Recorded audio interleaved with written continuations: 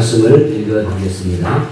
누가복음 24장 30절 말씀부터 35절 말씀까지 읽어드리겠습니다. 그들과 함께 음식 잡수실 때에 떡을 가지사 축사하시고 떼어 그들에게 주시니 그들의 눈이 밝아져 그인 줄 알아보더니 예수는 그들에게 보이지 아니하시는지라.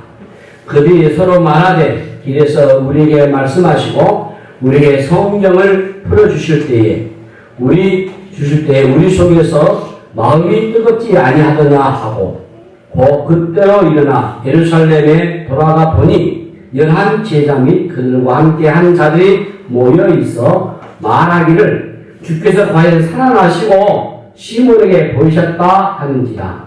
두 사람도 길에서 된 일과 예수께서 떡을 떼심으로 자기들에게 알려주신 것을 말하더라. 아멘. 우리 같이 인사 나누시겠습니다. 이 자리에 오신 당신은 인생 가장 아름다운 분이십니다.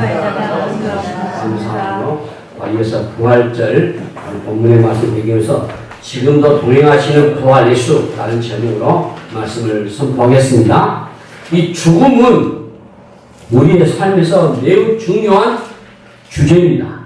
어쩌면 우리 인생의 가장 중요한 주제일 텐데 그 죽음의 문제는 우리의 삶의 대화에서 늘 비켜나가고 있습니다. 의심하고는 있지만은 일부러 죽음에 대해서는 잘 얘기하지가 않습니다. 우리가 주로 하는 대화의 주제가 오늘 점심 뭐 먹을까? 오늘 내가 뭐 하지? 오늘 누굴 만날까? 등등일 것입니다. 오늘에 관심이 우리가 있는 거죠. 거의 대부분의 초점이 여기, now, 지금이죠. 이 죽을 병에 걸려가지고 죽기 직전의 사람도요, 병문안을 가보면은 빨리 나와서 내가 뭘 해야지 라고 얘기하잖아요. 이 세상에 집중하지 죽음을 결코 준비하지는 않습니다. 나이가 이제 참 드신 분들 우리가 은퇴이자 이후를 준비하지 않습니까? 고령화 시대에 노후 준비가 우리에게 필요하지만은 왜 노후를 걱정해야 하겠어요? 이전에는 70세 이전에 거의 다 들어갔는데 이제는 70세를 넘고 80세, 90세까지 살아가니까 노후가 길어지고 그래서 노후 준비를 많이 하잖아요. 그러나 아무리 길어졌다 해도 20년, 30년이 겁니다. 죽음은 반드시 오게 되죠. 곧 오죠. 죽지 않는 게 아니잖아요. 그러니 노후 준비가 중요한 것이 아니고 사실 영원을 준비하는 영원을 준비하지 않고 20, 30년 짧은 시간을 우리가 준비한다는 것은 아이러니하다라고 생각해봐요. 은퇴 이후가 아니고 은퇴 이후를 준비하는 것. 한참 웰빙 잘 살아야지. 웰다이 잘 죽어야죠. 이 세상이 전부가 아니잖아요. 육체적 죽음이 끝이 아니기 때문에 그 다음이 중요하단 말이에요. 가장 우선적인 준비가 이 영혼을 위한 준비. 어떤 사람은 이 현실에서도 먹고 살기 힘든데 바쁜데 그런 것까지 생각할 겨를이 어디 있느냐라고 반문하겠지만은 영혼을 준비한다는 것은 오늘의 현실의 삶과 연관이 게 아니고 이게 직결되어 있어요. 오늘 본문에 엠마오로 가는 두 제자가 등장합니다. 내용을 살펴보면은 이 엠마오를 기록했던 누가하고 글로 가죠, 사실은. 예수님의 십자가 사건 이후에 이 제자들이 뿔뿔 흩어졌잖아요. 본문 나오는 이 두 제자도 12제자에는 속하지 않았지만 주님을 따르는 제자들이잖아요. 그들은 예루살렘을 떠나서 엠마오로 지금 가고 있어요. 왜 엠마오로 가고 있었는지 알 수 없지만은 그들은 절망과 슬픔의 깊이 잠겨서 지금 엠마오로 향하고 있습니다. 모든 것을 막 잊고 싶은 마음인지 모르겠어요. 최근에 일어났던 사건들 가급적이면은 멀어지고 싶었는지도 모르겠어요. 최근에 일어났던 일들에서 저희들이 얘기가 나는 거였어요. 대화의 주제는 당연히 십자가에 죽으신 예수였어요. 떠올리고 싶지 않는 충격적인 사건이었습니다. 그토록 희망을 가지고 그 예수께 추종했는데 그가 죽고 말았단 말이에요. 그들이 대화를 나눌수록 근심과 두려움은 점점 더 커가고 절망은 더 깊어져만 갔어요. 이들의 절망 이유가 뭐겠습니까? 예수에 대한 반쪽 지식 때문이요. 그들은 얼마 전 죽은 예수를 대해서는 잘 알고 있었어요. 예수를 장사 지는 후에 무덤을 찾았던 여인들 역시도 예수의 시신을 찾았을 뿐입니다. 모두 죽은 예수에 대한 추모에만 몰두했어요. 그러나 그것은 인간적인 의리나 애정이었지 신앙은 아닙니다. 죽은 예수를 찾고 있다면 그것은 일종의 교리와 종교를 할 수 있을 거예요. 세상의 모든 종교는 죽은 신을 섬기잖아요. 죽은 창시자에 남긴 교훈이나 그의 업적에 관심이 크잖아요. 기독교 신앙도 마찬가지예요. 우리가 성경 공부하고 신앙 서적을 읽고 예배를 드린다 할지라도 죽은 예수가 남긴 말씀만 살펴보고 있다면 의미가 없어요. 살아계신 하나님과의 생명이 오가는 예배가 아니라면 사실은 핏기 없는 종교의식에 불과할 겁니다. 그것은 아무 의미가 없이 제사를 드리는 것과 비슷해요. 예배의 형식이나 순서나 혹은 장식을 무엇을 하신가가 그렇게 중요하지 않습니다. 예수의 과거의 행적을 더듬으면서 추모하는 것을 끝나버린다면 그것은 바로 죽은 제사를 드리는 거죠. 언약의 오늘날의 예배에 죽은 예수를 기념하는 것을 끝나버리는 그런 제사의 의미가 있다면 뭐 1년에 한 번 정도? 아니 한 2번 정도? 하면 되지 않겠습니까? 지금 뭐 석가 탄리에서 지금 초파일도 아직 안 됐지만 지금 등 걸고 난리잖아요. 우리가 매주일 모인다는 것이 참 불편하죠. 근데 신약의 교회는 그렇지 않아요. 신약의 교회 예배는 그렇지 않습니다. 바로 부활을 축하하는 예배거든요. 이 부활절은요, 죽은 예수, 십자가 형제의 죽은 예수를 치근하게 바라보면서 추모한 날이 아니단 말이에요. 지금도 살아 계셔서 사망의 권세를 이기신 부활의 예수를 우리는 매 순간 경험하면서 살아가셔야 돼요. 이 부활 사건을 하나의 관념이나 종교적인 철학이나 교리로 우리가 이해해서는 안 됩니다. 부활은 죽음 이후에서 경험하게 된 막연한 종교적인 사건도 아니에요. 이 부활은 현재적인 사건이다. 예. 오늘의 삶에서 실제해야 됩니다, 여러분. 무소의 힘을 자랑했던 영웅 호구라 할지라도 부들부들 떨게 만했던 죽음의 권세를 한순간에 꺾어놓았던 그 부활의 생명이 부활 예수로 말미암아 우리 안에 들어와 있어요. 이 죽음보다 더 큰 절망과 죽음보다 더 큰 슬픔이 어디 있습니까? 부활의 생명은 삶에서 겪고 있는 이 모든 고통과 좌절과 위협과 절망으로부터 우리를 일어나게 만드는 힘을 실어주는 거 아니에요?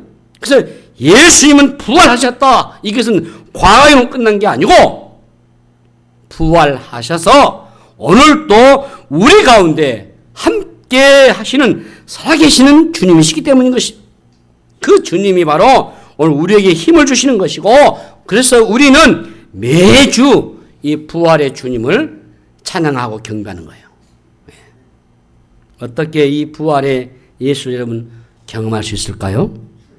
부활의 주님이 우리에게 찾아오십니다. 죽은 예수를 확인하고 엠마오로 힘없이 걸어갔던 두 제자에게 주님이 찾아오셨어요. 그리고 그들의 대화에 끼어들면서 말을 걸어왔어요. 그리스도에 관한 구약의 예언을 풀어주셔요. 부활하신 주님은 하늘에 승천해 버리고 끝난 게 아니고 그 몸을 직접 보이시면서 드러내셨어요. 십자가에 죽으시고 마지막까지 남아있던 사람들은 여인들이었습니다.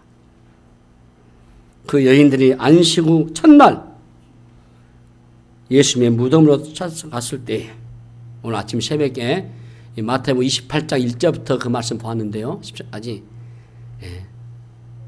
막달라 마리아와 다른 마리아, 그 두 여인이 예수의 시신을 찾아가잖아요. 그때 예수님께 부활하신 모습을 가장 먼저 그 여인들에게 보여주셨습니다. 주님은 제자들이 한 곳에 모여있을 때도 부활의 몸으로 찾아오셨어요. 의심이 많아서 직접 보이지 않으면 믿지 않겠다고 얘기했던 도마도 주님이 직접 만나주셨어요. 고린도전서 15장에 보면은 주님께서 500여 형제에게 동시에 나타나가지고 부활의 몸을 친히 보여주셨다고 했어요. 제자들이 베드로와 함께 낙심해서 디베라 바닷가에 고기를 잡아갔을 때도 디베라 바닷가에 찾아오셨잖아요. 주님은 현실의 다양한 고통 현장에서 우리를 만나주세요. 부활의 주님은 어떤 분이십니까? 인간이 겪을 수 있는 모든 고통과 아픔과 멸시와 천대와 버림과 모든 배반을 다 경험하셨어요. 우리가 이 땅에서 고난당하고 힘들고 어떤 어려움과 경험했다 할지라도 예수님이 당하셨던 그 고통과 시련과 멸시와 천대만큼 경험해보지 않았을 겁니다. 그래서 십자가는 치욕의 자리고 실패의 자리고 절망의 자리고 더 이상 내려갈 곳이 없는 자리였어요. 부활은 완전히 망가진 그 자리에서 일어났어요. 그 주님이 오늘도 저와 여러분에게 찾아오셨습니다. 우리가 절대 회생 불가능한 어려움을 빠졌다 할지라도 부활의 주님이 우리에게 찾아오셔서 우리를 더 일으켜주시고 격려해 주셨습니다. 그래서 부활은 미래적인 사건만이 아니고 현재적인 사건이다. 실패와 좌절과 시리에 빠져서 엠마오로 내려가고 있던 제자에게 찾아오셨던 그 부활의 주님은 오늘도 상실과 절망과 아픔 속에 있는 우리의 삶에 찾아오셔서 친히 말씀해 주시고 대화할 것이에요. 우리가 방금 전에 성찬식을 거행했습니다. 성찬 예식은 단순한 의식이나 행사가 아니잖아요. 지금도 살아계시는 주님의 부활의 주님을 임재하시면서 경험하는 시간이 이 성찬식이잖아요. 죽은 예수를 기억하면서 슬픔이 담기는 것이 아니고 부활의 생명을 경험하고 기뻐하는 예식이잖아요. 그래서 이 성찬 예식을 우리가 교회가 광고를 한 주 전에 하고 준비하게 하잖아요. 그래서 유일하게 은혜 받는 방편이 말씀과 이 성찬이시거든요. 말씀은 목사 입을 통해서 선포하는 말씀이지만은 성찬은 우리가 떡을 떼면서 잔을 들면서 친히 주님의 몸과 피를 우리가 대하는 의식이잖아요. 얼마나 귀한 예식입니까? 부활의 생명을 가진 신학의 예배는 그럼으로써 바로 축제이셔야 돼요. 부활을 기뻐하는 예배이기 때문에 신학의 교회 공동체의 예배는 가장 기쁜 시간이에요. 문제는 찾아오시는 부활 예수를 알아보지 못한 데 있지 않겠습니까? 그대 눈이 어두웠어요. 자, 이것은 바로 영적인 어둠입니다. 동행하시고 말을 거셨고 답까지 해주셨는데도 그들은 예수님을 전혀 알아보질 못했어요. 이들이 예수님의 제자였고 예수님과 가까이 있었던 사람인데도 불구하고 예수님의 말씀, 음성을 알아듣지 못했고 얼굴 보고 대화를 하면서도 그분을 알아보지 못했어요. 절망이 너무 깊으면요 눈이 어두워져 버려요. 고통이 너무 크면 분별력이 떨어져 버려요. 아무 소리도 들리지 않습니다. 희망에 대한 절실감이 강할수록 실망은 클 것이고 그 실망이 클수록 영적인 어둠은 일어날 수밖에 없어요. 여기에 불행이 있지 않겠습니까? 이 부활 예수의 동행을 알아보지 못한 것, 그것은 불행이었잖아요. 두 제자가 다가오신 주님과 대화가 한참 진행되고 있었지만 전혀 알아채지 못하고 근심의 빛이 가지 않았어요. 그들의 눈은 완전히 감겨져서 그리스도를 알아보지 못했어요. 주님이 누구이신지 알아보기 전까지는 그에게 있는 근심은 사라지지 않았습니다. 부활하신 예수가 함께하고 계시다는 것을 전혀 알지 못하는 이 영적인 무지의 구름이 문제였단 말이죠. 오늘 우리 시대의 모습일 수도 있습니다. 종교적인 행사와 모임들은 그렇게 많은데 주님을 제대로 인식하지 못할 때가 많습니다. 형식은 있는데 내용은 빠져버린 거죠. 그분에 관심이 많은 것들이 있지만은 정작 그분을 의식하지 못할 때가 더 많아요. 이 부활절이라고 하는 이 절기를 지키는 것보다 더 중요한 것은 부활의 주님을 우리가 일상 속에서 만나는 겁니다. 삶의 일상에 다가오시는 예수 그리스도 부활의 주님을 여러분들이 날마다 만나는 은혜가 있기를 주님의 이름으로 축복합니다. 여기서 흥미로운 것은요, 이 두 사람이 예수님을 전혀 알아채지 못하고 있을 때 주님이 취하신 행동이에요. 자, 주님은 그들이 빨리 알아차리지 못한다고 성급하게 행동하지 않으셨어요. 그냥 계속 대화를 했습니다. 한 11km쯤. 우리 집에서 교회, 4.4km입니다.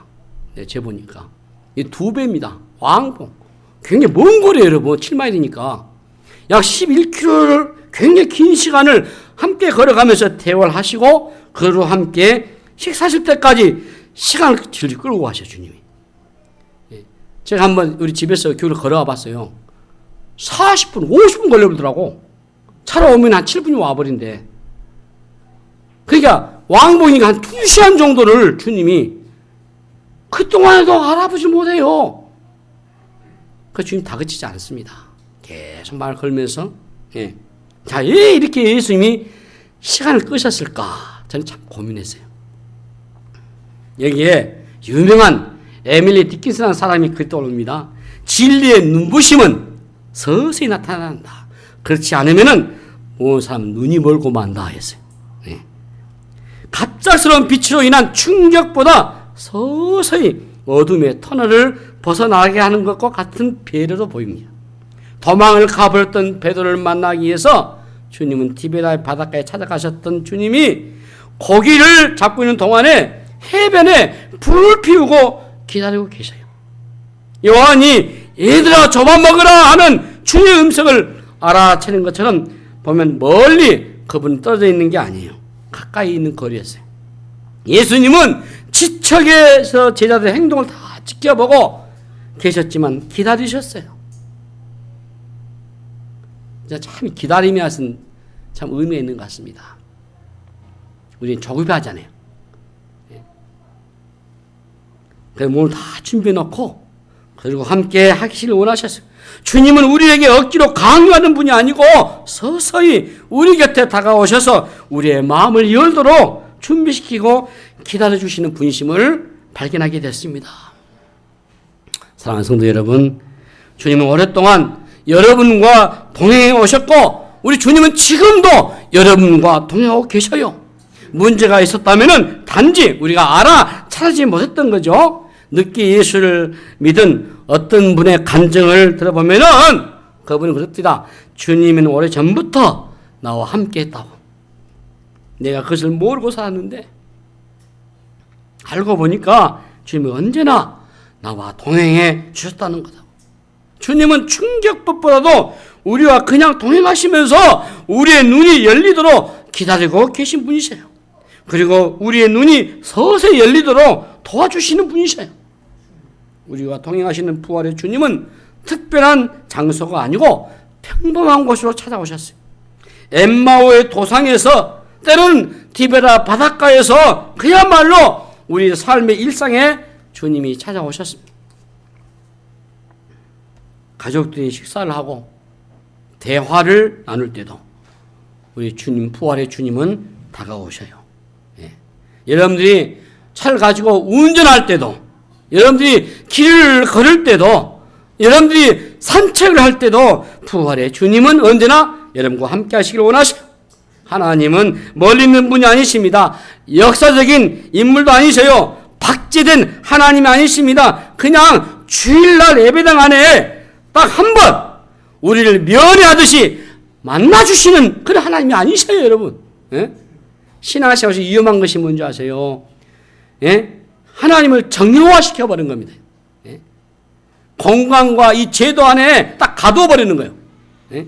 지금 이곳에 나와 함께 계시는 부활의 주님을 만나는 여러분, 그런 문제가 여러분들한테 있기를 바랍니다. 예? 부활의 주님이 말이죠, 우리에게 찾아오시면 그 순간 모두가 다 달라지게 됐어요. 분위기도 바뀌어지게 되고 절망이 소망이 되고 슬픔이 기쁨이 된 줄로 믿습니다.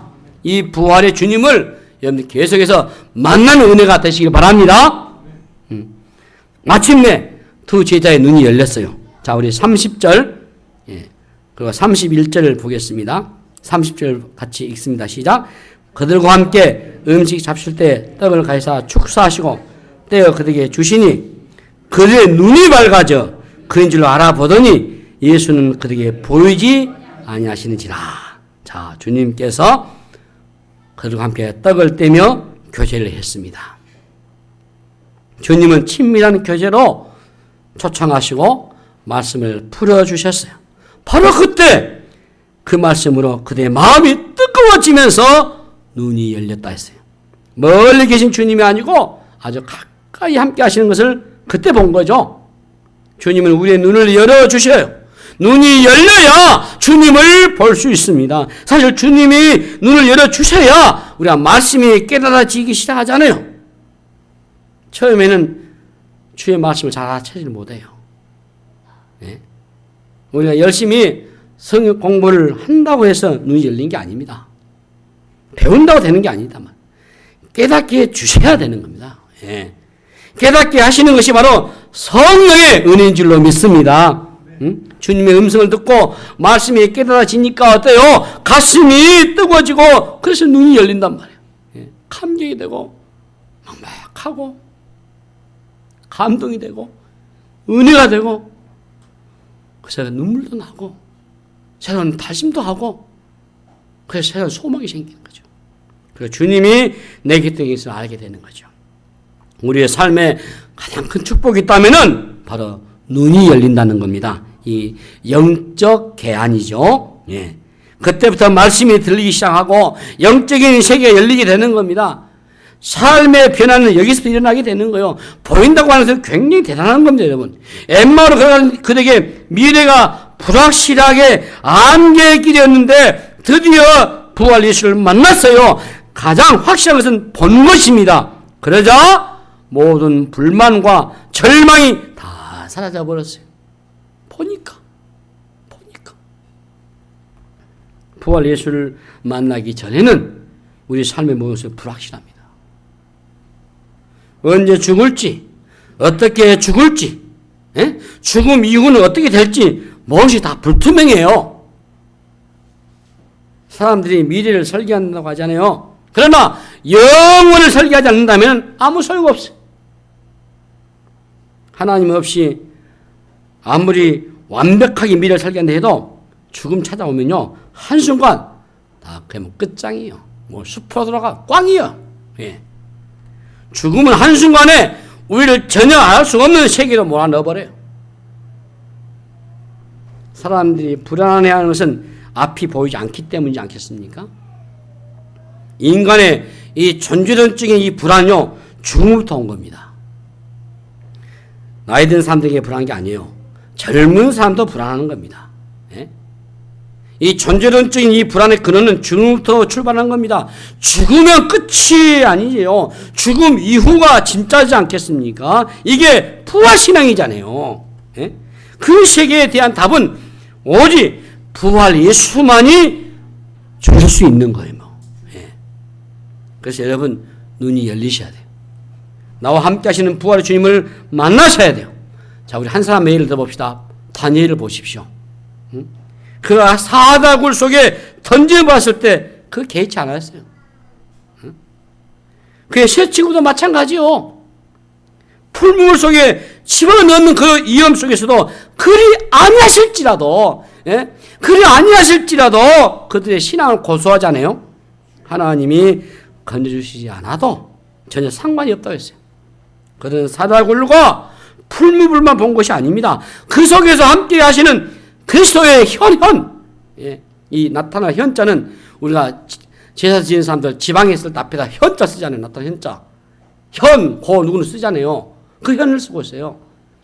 직접 하나님 나타나시잖아요. 응? 사야구가 풀무물 속에 임재하시는 그 부활의 주님을 본 것이죠. 그들은 다른 것을 보는 것을 눈이 있었어요. 죽은 것을 두려워하지 않았던 것은 부활의 주님의 임재를 느꼈기 때문입니다. 이 시편에 다윗도 이런 부활 신앙을 갖고 있잖아요. 시편 23편 우리가 암송하고 우리가 애송하지 않습니까? 내가 사망의 음침한 골짜기에 다닐지라도 해를 두려워하지 않은 것은 주께서 나와 함께 하시면서, 이것이 바로 부활 신앙이에요. 부활의 신앙은 죽음의 권세를 이기는 능력이 있어요.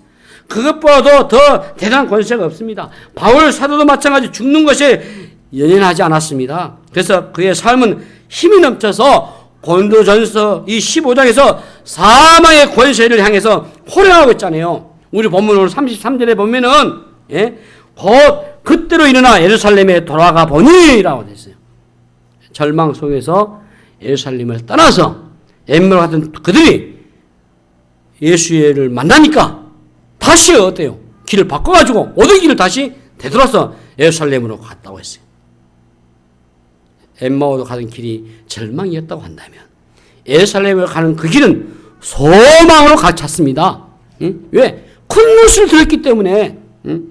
왜 왔던 길로 그들이 데려가겠습니까? 응? 더 이상 그곳에 있을 이유가 없잖아요. 부활 예수를 만났기 때문에. 부활 예수를 만나지 못했다면 시리와 절망 속에서 엠마오로 그냥 샀을지도 몰라요. 그러나 그들은 예수 그리스도를 만나고 다시 예루살렘으로 돌아간 겁니다. 그것은 그들의 삶이 회복이 되고 일상으로 돌아가게 된 것입니다. 이 부활의 예수님과 찾아오면은 절망적인 삶이 회복되어 있어요. 절망의 자리에서 일어나게 되어 있어요. 힘을 얻게 되어 있습니다. 활력을 얻습니다. 여러분, 디베라 바닷가에서 시리에 빠진 베드로와 제자들에게 부활의 예수님이 찾아오셔서 베드로를 다시 이렇게 세우잖아요. 예? 그리고 그에게 삶의 길을 가게 만들잖아요. 엠마오의 두 제자들도 다시 예루살렘으로 돌아가서 11사도가 모여있는 그들에게 애치지 않습니까? 주께서 과연 살아나셨다. 확실한 증인이잖아요. 예? 눈 뜬 사람, 본 사람은 그냥 있을 수가 없게 돼 있어요. 그에게 삶이 있어요. 전하는 겁니다. 우리가 눈을 뜬 사람들이지 않습니까? 우리는 부활 예수를 만난 사람들이잖아요. 부활 생명을 우리 몸에 갖고 있지 않습니까? 주님 우리에게 말씀하셔요. 요한복음 11장 25절 26절 말씀 우리 같이 한번 읽으십시오. 시작. 예수께서 이르시되 나는 부활이요 생명이니 날 믿는 자는 죽어도 살겠고 무릇 살아서 날 믿는 자는 영원히 죽지 아니하리니 이것을 내가 믿느냐? 예? 믿느냐? 우리가 매 순간 이 부활의 주님을 만날 수 있게 되기를 바랍니다. 이 세상은 죽음의 영이 가득해요. 세상은 두려움에 사로잡혀 있고 공포에 떨고 있습니다. 별것을 다 가지고 있어도 죽음의 권세 앞에서는 무기력해요. 죽음이 다가오는 순간 거부할 수 없는 그 한계 앞에 절망하고 떨 때 우리는 이 말씀을 꼭 기억하셔야 돼요. 부활의 주님이 우리의 식탁 가운데, 우리의 일터 가운데 찾아오셔요. 절망적인 순간에, 앞이 보이지 않는 그 순간에 삶이 어두운 터널을 통과할 때도 부활의 주님과 동행하는 그 은혜가 여러분 있기를 바랍니다. 주님은 언제나 우리에게 다가오셔요. 멀리 계신 분이 아니십니다. 우리는 주일마다 예배를 드립니다. 예배를 드리면서 부활의 주님을 우리가 기뻐하고 부활의 그 주님을 임재를 우리가 경험합니다. 그리고 부활의 그 주님과 함께 세상을 향해서 우리가 나아가고 있습니다. 무엇이 흔들려도 부활의 주님이 우리의 삶의 중심에 찾아오시기만 하면은 우리는 흔들리지 않을 줄로 믿습니다. 죽은 자 살리시는 주님과 함께하는 삶보다 더 강력한 삶은 없을 겁니다. 사랑하는 성도 여러분, 우리가 이 땅을 믿음으로 살아가지만 때로는 우리가 기대하는 만큼 이루어지지 않는 일도 있을 것이고, 때로는 우리에게 억울한 일이 일어나기도 할 것이고, 때로는 여러 가지 실패와 좌절에 빠지는 일도 있을지 모르겠습니다. 그러나 여러분, 부활의 신앙이 무엇입니까? 우리를 궁극적으로 승리케 하신다는 것입니다. 우리는 결코 실패하지 않습니다. 이것이 바로 우리 주님의 부활 신앙입니다. 우리가 주일마다 이 부활을 찬양하시고 부활이 우리의 소망이 되시기를 바랍니다. 부활의 소망은 궁극적인 승리이며 죽음으로 끝이 나고 죽음으로 모든 고통과 상실공과 절망에 빠지는 이 세상에 죽어도 살겠고라고 하는 이 복음 중에 복음이 아닐 수 없습니다. 바로 이 순간 엠마오에서 예루살렘으로 죽음에서 부활로 절망에서 소망으로 슬픔에서 기쁨으로 역전되는 그런 엠마오 도상의 두 제자의 경험이 오늘 저와 여러분의 경험이 될 수 있기를 주님의 이름으로 축복합니다. 기도하겠습니다. 하나님 아버지 감사합니다. 지금도 동행하시는 부활하신 주님 부활의 신앙 갖고 저들 나아가게 하여 주시옵소서. 감사하고 우리 구주 예수 이름으로 간절히 기도하옵나이다. 아멘.